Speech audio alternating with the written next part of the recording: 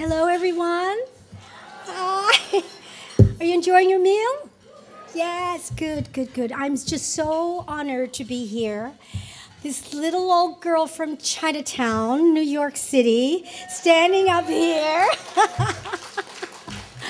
And I am here really to talk about Asian artists in the theater and the media today. But it all has to start with a little girl at 5 years old whose father was co-founder of Old Hop Restaurant, 17 Mott Street. And and the casting agents coming down looking for children for the Broadway production of The King and I with Yul Brynner. And so my parents took me down, and I was one of the original members of The King and I on Broadway. So that wasn't so hard because the show was written for Asian children. The thing that struck me was by the way, we never went above 14th Street.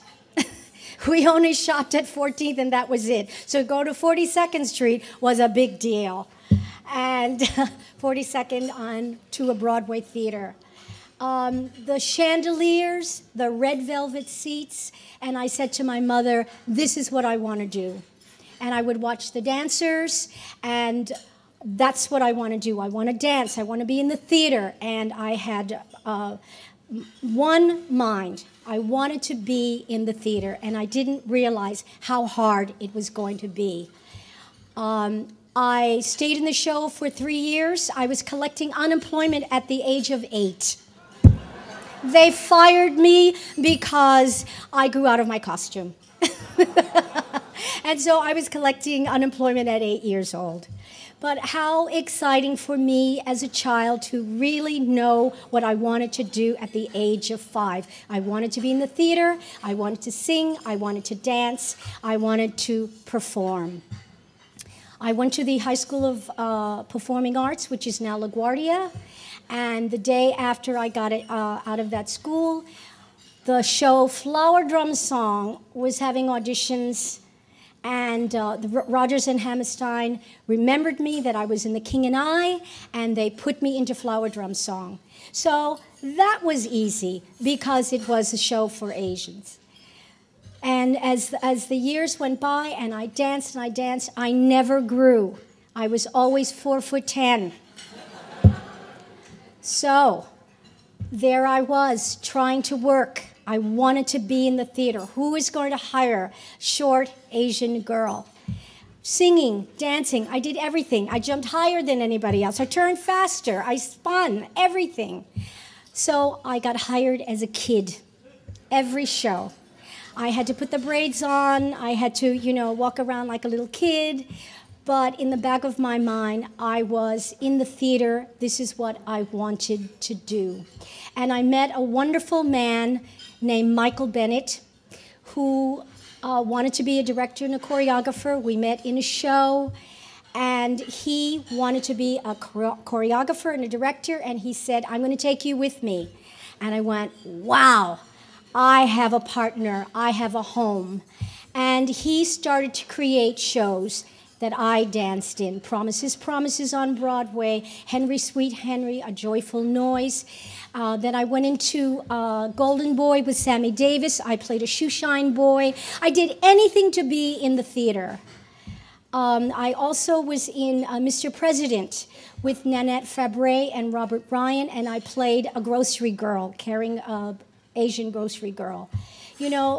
All this typical stereo parts because I wanted to be in the theater. But then Michael Bennett came along and he said, hey, what if you can do all of this. And so the show, A Chorus Line, was created. And he created the role of my life in the show of Connie Wong. A girl from Chinatown that wanted to be a ballet dancer that never grew. And so there, 35 years ago on Broadway, I got to star in A Chorus Line.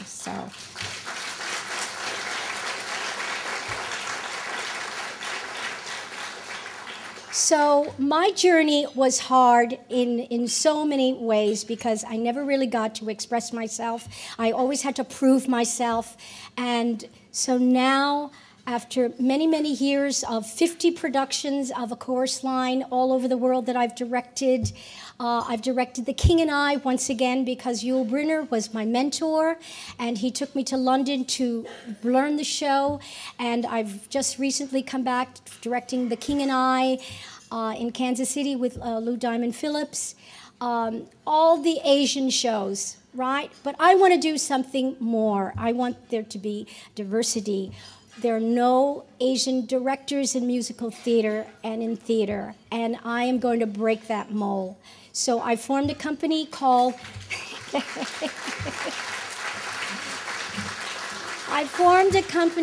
National Asian Artist Project, and that is to give a platform for Asian performers, writers, directors to have a place to show what they really can do. I know we have lawyers, I know we have doctors, we know about all the tiger moms and, you know, their kids and wanting to, you know, get them out there.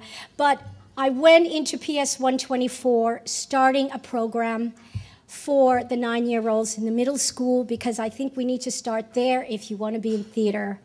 And so you saw my kids the other night perform for you.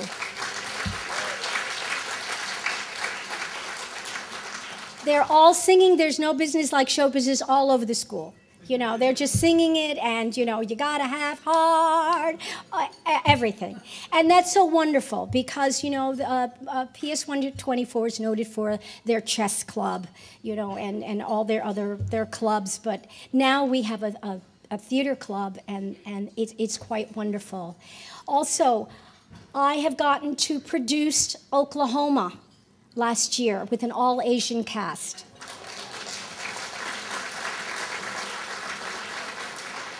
And when I went to the Rodgers and Hammerstein office, they said, oh, you want to do Oklahoma?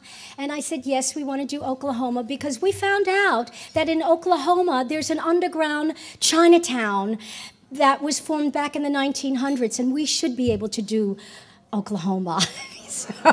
Right? And this year, November the 7th, we are going to be doing Carousel, an all-Asian cast. So I hope you'll be able to join us. But the most important thing that I can say is that we need your support. And it starts on the ground floor with the children and their parents recognizing that there are other things to do other than being a lawyer. There's nothing wrong with that, and a doctor. But there is something inside of you that needs to be expressed as a singer or an actress or whatever it is, that you should have the choice to be able to do it, and you should have role models. When I was growing up, I wanted to be Cinderella, but she was only blonde, you know? But I was lucky because after I directed The King and I, the Rodgers and Hammerstein office said to the New York City Opera at Lincoln Center, we want Baayork Lee to direct Cinderella for us. And so that's what I did. I directed Cinderella at the New York City Opera a few years ago.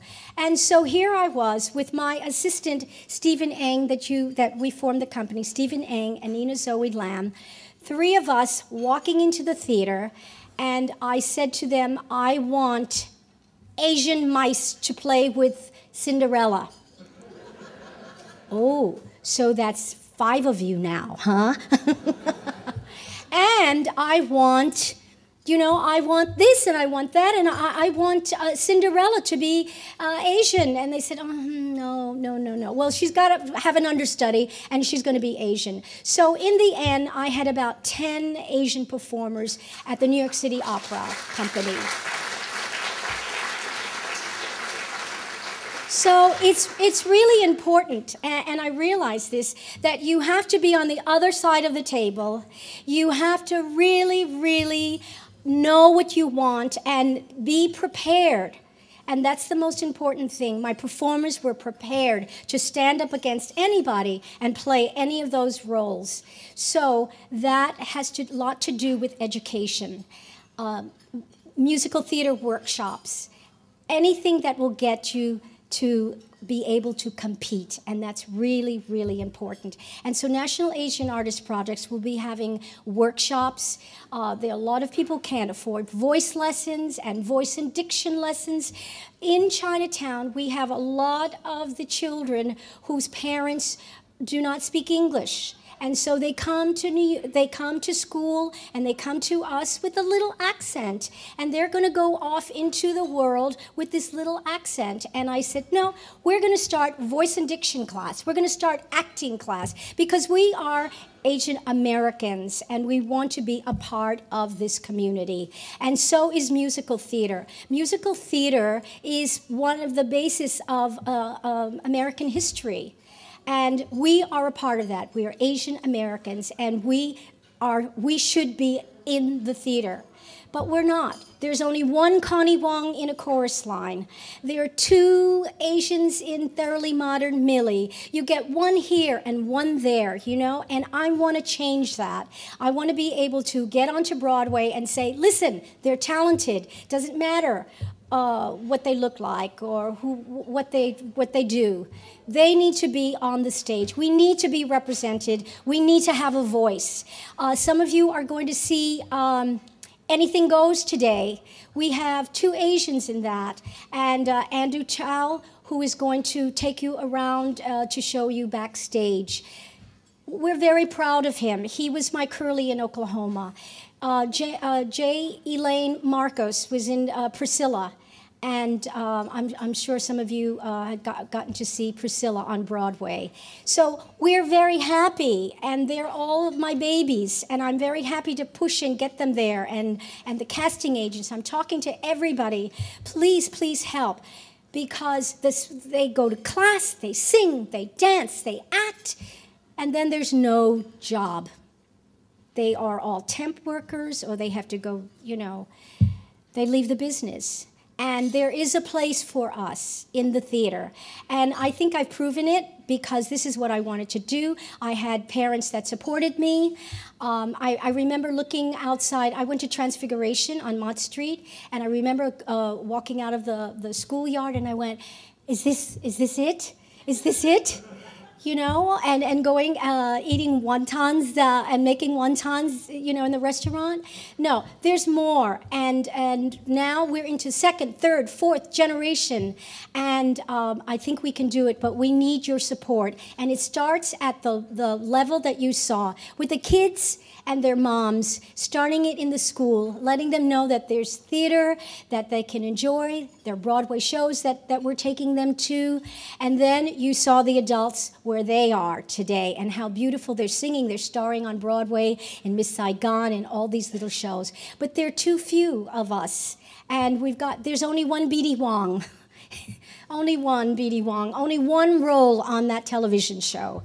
But there needs to be more. We need to have a voice. We need writers. More David Henry Wongs. You know, there's only one. And so get your pens out. If there's an artist in here, you know, we really have to support one another. And you're going to be hearing from me, because I've had years of trying to get taller, dance, jump higher, sing louder, talk faster, and now it's time for me to turn around and say, okay, who's going to help the next generation? How are we going to get there, and how are we going to make our mark? Thank goodness we have a councilman now. We have, you know, we're moving in all the directions, but we're not moving in the theater, in plays and art. So with your help, with your support, we'll get there. And I hope it's in our generation. We don't have to wait for the next 3 or 4 generations. Thank you.